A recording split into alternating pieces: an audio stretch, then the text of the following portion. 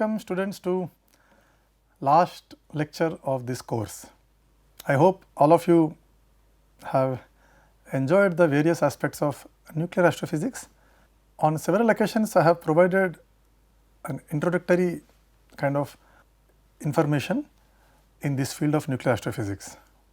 In this lecture I am going to discuss one experimental technique for measurement of neutron energies, because it is the neutron which is playing important role in the synthesis of elements beyond the iron.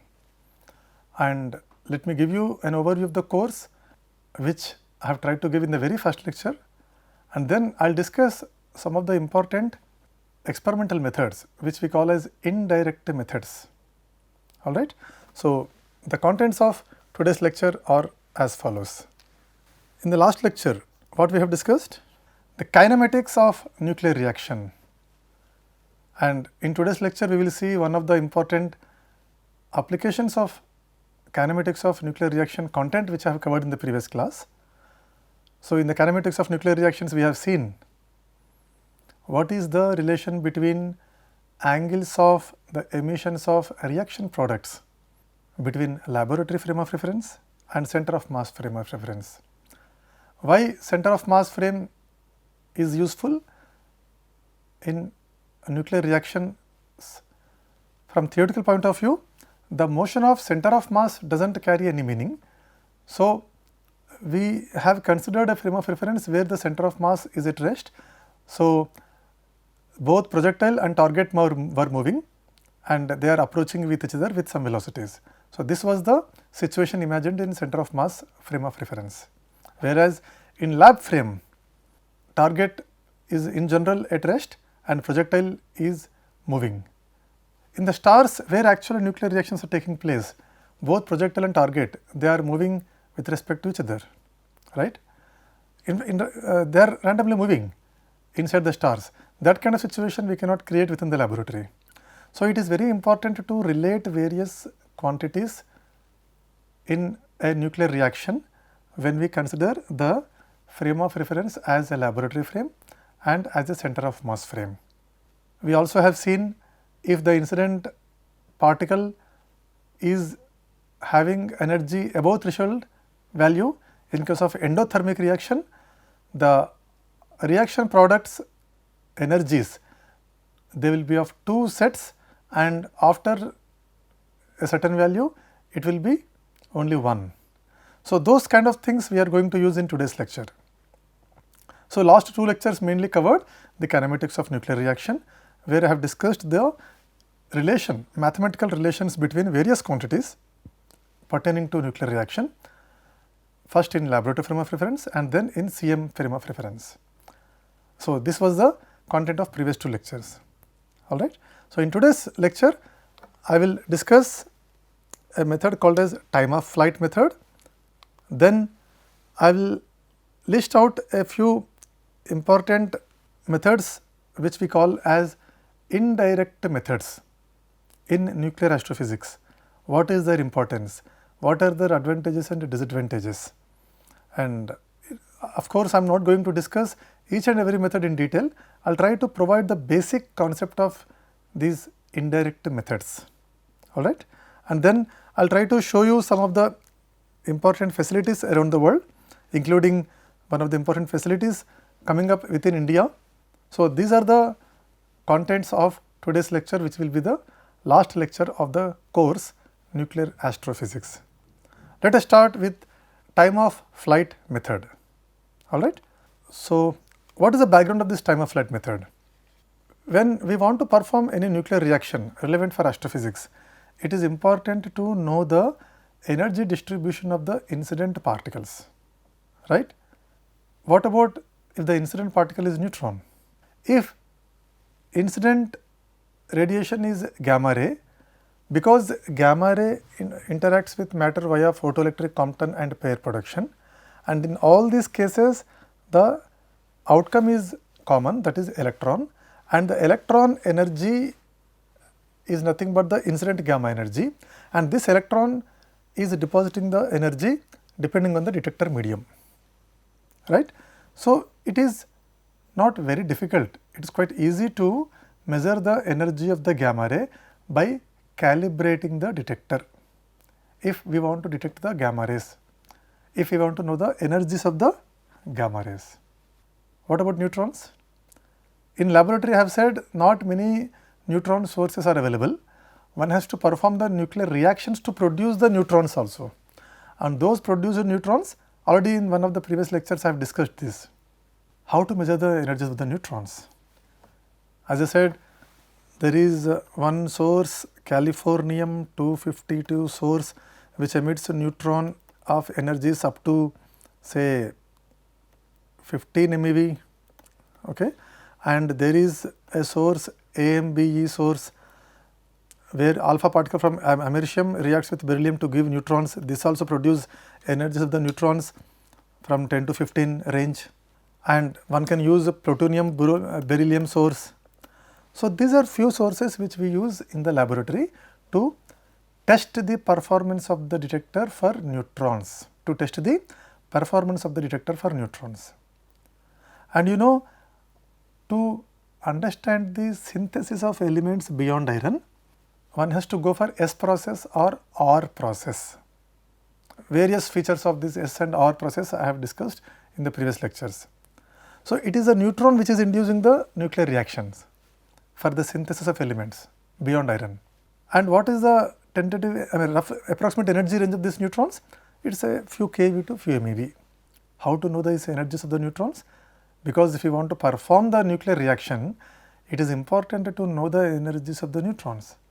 And whatever sources I have discussed now, americium beryllium, plutonium beryllium, californium 252, these are the sources which one can use in the laboratory for testing the performance of the detector for neutrons. But these neutrons are not monoenergetic, they are polyenergetic. But nevertheless, you need to find out the energies of those neutrons. Not very easy task, because unlike gamma, which gives rise to electrons within the detector, it could be in scintillator, it could be in gas, it could be in semiconductor. So, either you have electron hole pairs or electron positive ions. In the case of scintillator, it is electron which is produced in these three processes of photoelectric, Compton and pair production. But whereas in case of neutrons, they are interacting via scattering and absorption, and in the scattering also I have said many times in previous lectures, elastic scattering and inelastic scattering. So, they are leading to the recoil nuclei within the detector medium. So, it is the recoil nuclei which is depositing the energy in second step. In the first step, neutron energy is given to the nucleus. Now, if it undergoes absorption, not in scattering, then the absorption of neutron leads to the production of many types, like it could be neutrons again, it could be charged particles, it could be gamma rays, and these gamma rays again gives electrons. So, it is purely indirect measurement. So, keeping this in mind, it is not very easy to find out the energies of the neutrons, and the lack of monoenergetic neutron sources in the laboratory is also a major challenge for measuring the response of the detector for neutrons. So, the calibration is a quite challenging task if you do not have monoenergetic neutrons. So, how to measure the energy of the neutrons? That is the purpose of this discussion, where I am going to discuss a method called as time of flight method. What is the essence of this time of flight? The energy of the particle, in this case neutron, can be measured by the distance travelled by the particle. So, what does it mean? You need to have a location where neutrons are produced by the nuclear reaction, and you need to have another location where neutrons have to be collected, right. At one point neutrons are produced, at another point neutrons are collected. The distance travelled by the neutron from the production point to the collection point can be measured, that is length. The time taken by this neutron in travelling this distance can be easily calculated, right. And of course, not very easily. So, one has to do some experimental setup to measure the time travelled by these neutrons, and if because mass is known. So, by applying simple formula of energy of a particle, half mv square, mass of the particle is known, velocity can be found out by distance travelled and divided by the time taken by the neutron to reach from the production point to the collection point. Let us see what are the important features of this time of flight method. All right. This method has proved to be much superior to most of the other techniques when it comes to the better resolution for neutron energies. So, that is the beauty of this time of flight method. And already I have discussed how neutrons can be produced using the accelerator. Okay. Either you allow electron beam or you allow proton beam to fall on some target material which produces neutrons. So, this production of neutrons by using accelerator facility which gives electron beam or proton beam already I have discussed in one of the previous lectures. Okay. So, the first point is to have electron or proton beam to react with some material which can give rise to neutrons. All right. So, let us see this diagram. So, it could be pulsed proton or pulsed electron beam. This arrow mark shows the pulsed proton or electron beam. So, this target is basically reacting with the proton or electron and giving rise to the neutrons, and these neutrons are energies ranges up to several MeV. Now, the reaction of our interest is not up to several MeV. So, you need to moderate it. So, that is why I am using moderator around this target. All right. So, neutrons depending on their energies we can have bands, okay, and depending on the energy they can move fast or slow with respect to each other. Now, I am placing one sample by reacting with which neutron is undergoing a reaction of our interest, that is reaction relevant for nuclear astrophysics. All right. So, this flight length, the distance travelled by the neutron is fixed. The place at which neutrons are produced using some electronic setup measure the starting time. Neutrons will take some time to reach the sample, right. So, you measure the stopping time. The difference in this starting and stopping time gives us an idea about the energy of the neutron by taking the help of mass of the neutron and the flight path. All right. And here the detectors are used to measure the products from the nuclear reaction happened at the sample because of the neutron irradiation. All right. So, the velocity of the neutron is nothing but the flight length divided by time difference, nothing but t stop minus t start, right. And the energy can be calculated by half mv square. Already mass of the neutron is known and velocity of the neutron is calculated from L by Td, where Td is the time difference. All right. So, L by Td is nothing but the velocity of the neutron, and from this one can write down the ratio of time, of course, in microseconds and length in meters as 72.3 by square root of E.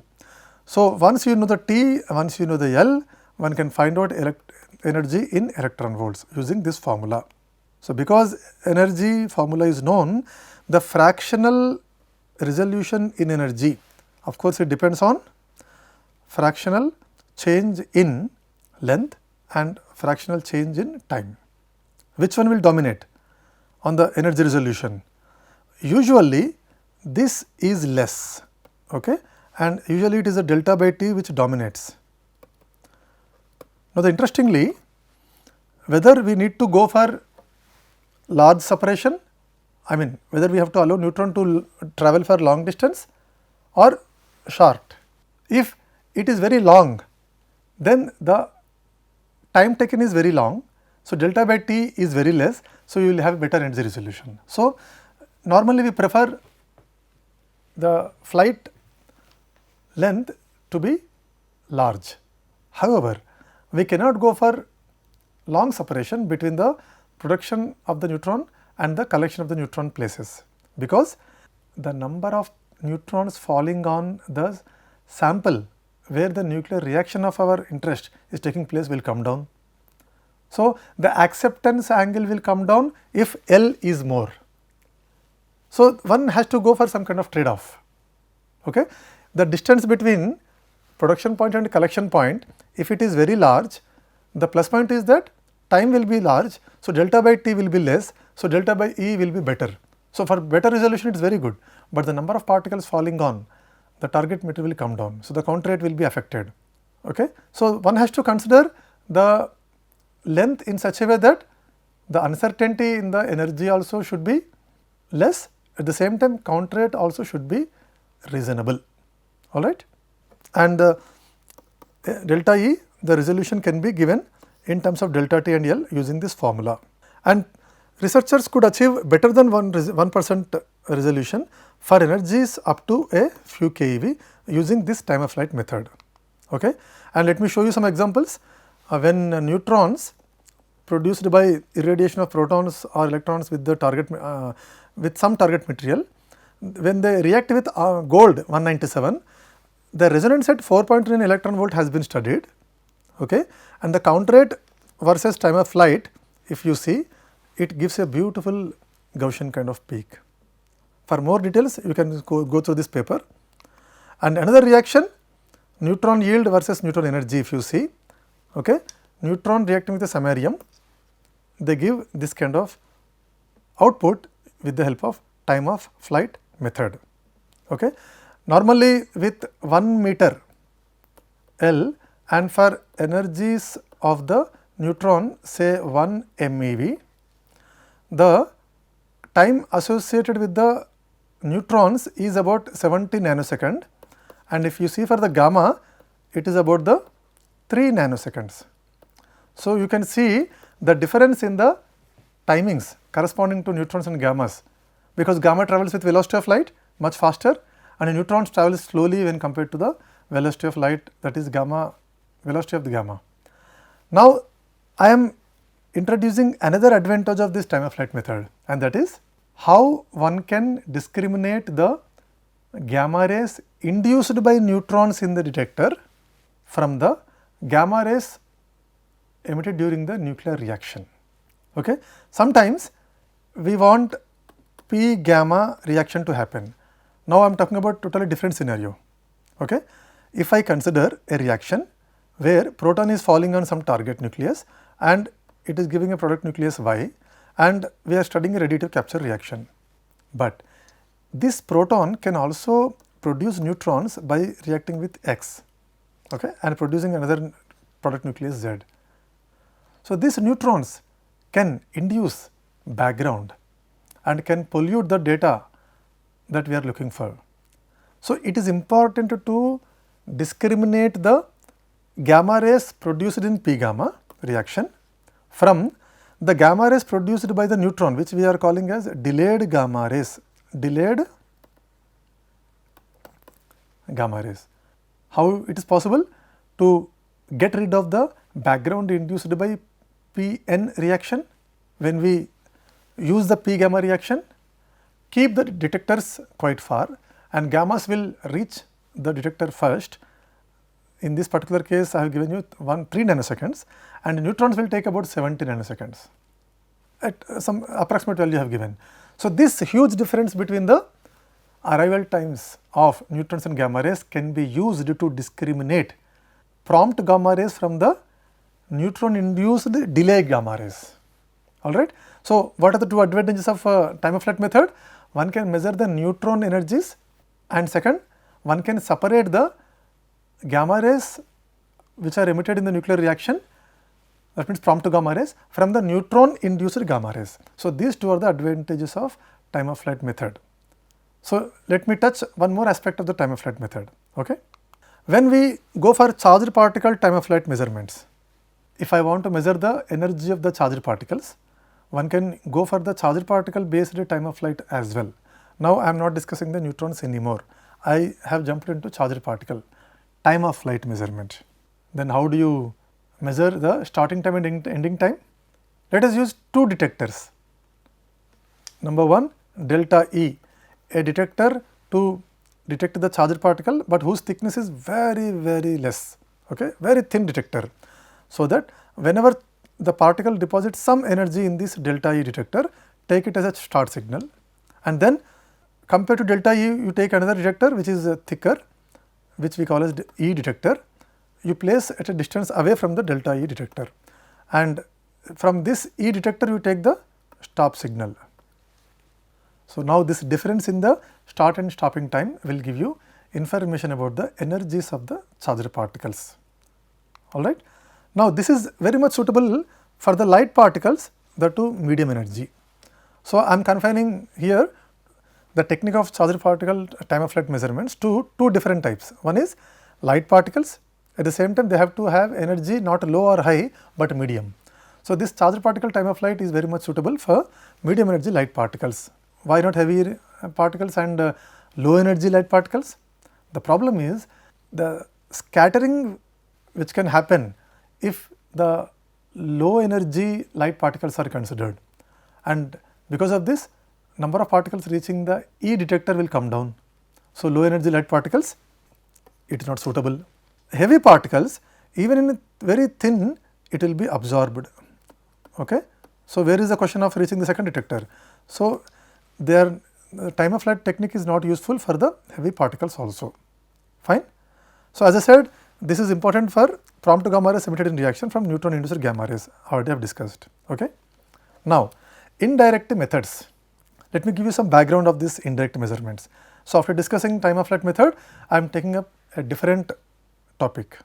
You see, in the nuclear astrophysics, please recollect what I have discussed from day 1. It is the Hans Bethes proposal that fusion of nuclei could be the source of heavy energy produced from the stars, mainly sun.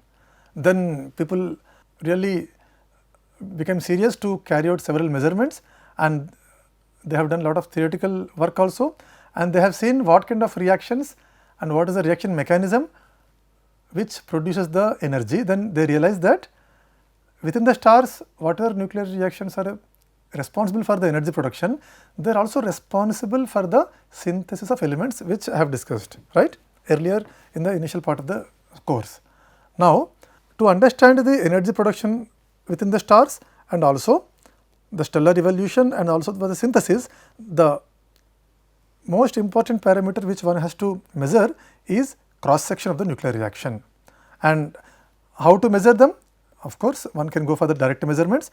With the direct measurements means the reaction of interest should match with the energy range with which at which we are carrying out the experiment, and several times I have discussed what is the problem in this, right. So, what are the challenges? Number 1, Coulomb barrier. Of course, when we consider charged particles, and another thing is that electron screening effect, which I have discussed. Do you remember what I have discussed in the electron screening effect? Inside the stars, when fusion between two nuclei happens, there were no electrons around them. They are bare nuclei. Inside the stars, they are bare nuclei. But in the laboratory, when we allow the projectile beam to react with the target material does not contain the bare nuclei. Electrons are surrounding the nuclei of our interest.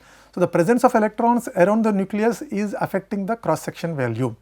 So, this is called as electron screening effect. All right. So, what are the alternatives? Another problem in this direct measurements is many times when we do not get the energy of our interest, like within the gamma window, we have to carry out the measurement at higher energies, then extrapolate the S values. That extrapolation always introduce high level of uncertainty unless a lot of solid theoretical work is done. All right. So, the alternate way is go for the indirect measurements. So, in this indirect measurements, what we do is we will do the nuclear reaction at high energy above the Coulomb barrier, which we always can do it. From that we will extract the information within the gamma region. So, that is how we carry out the indirect methods. Many times radioactive ion beams are also used, because the nuclear reactions in the stars, many times the nuclei involved are radioactive in nature, and radioactive nuclei target is very difficult to make unless it has very long half life. So, use the projectile containing the radioactive nuclei and take the stable target nucleus and carry out the nuclear reaction. All right. So, the direct measurements, we know that Coulomb barrier and electron screening effect poses problem. So, one has to go for the indirect methods. And what are the challenges in indirect method? Usually they are not capable to fix the reaction rate, which is important parameter for understanding the abundance of the elements without the direct measurement. So, this is one of the challenging thing in indirect methods. And another important challenge is detector background in direct methods. And what are the three main sources of background I have discussed earlier? One is cosmic rays. So, to avoid this, one has to go for the underground and natural radioactivity and then target beam induced background. In natural radioactivity, one can come across potassium-40, which emits 1.4 MeV gamma. All right.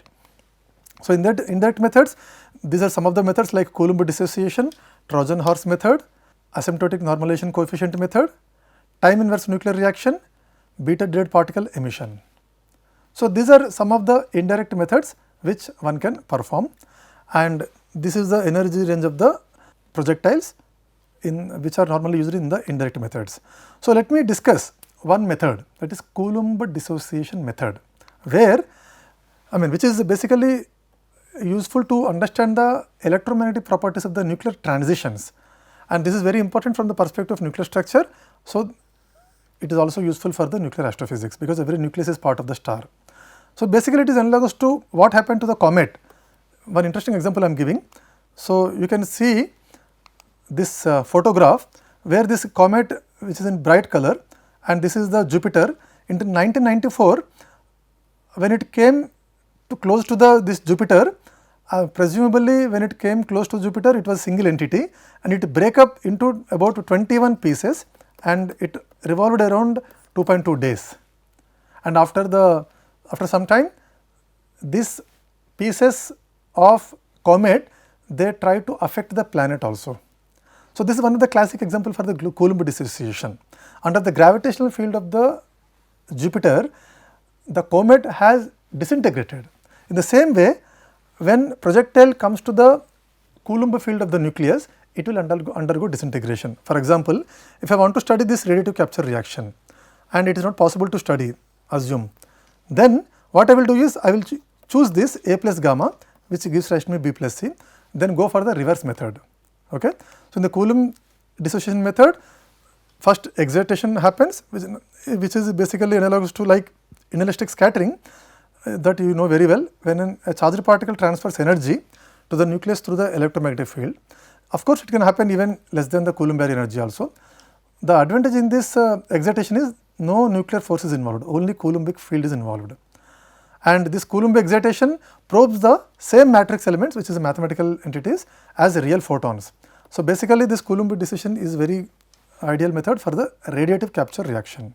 And as I said, one can go for the above Coulomb barrier energy, and this indirect selection of impact parameter B exceeds the sum of the radii of the two colliding nuclei, which allows us to select the collisions at safe distances, so that we can minimize the contributions of the nuclear interaction to the excitation.